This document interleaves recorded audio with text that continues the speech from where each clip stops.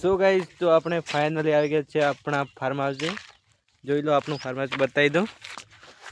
આ પરેશભાઈ ચેડું ચેડું ખોલે છે ખતરનાક સાઈડમાં કચરામાં સાઈડમાં क्या તો જોઈ લો આપણી વાડી જોઈ લો। હા મેં ઠેર સુધી દેખાય ને એટલી બધી આપણી જ છે। તો લાઈક કરો, શેર કરો અને સપોર્ટ કરો। વાડીમાં કામ તો કરવું જ પડે બંકાને।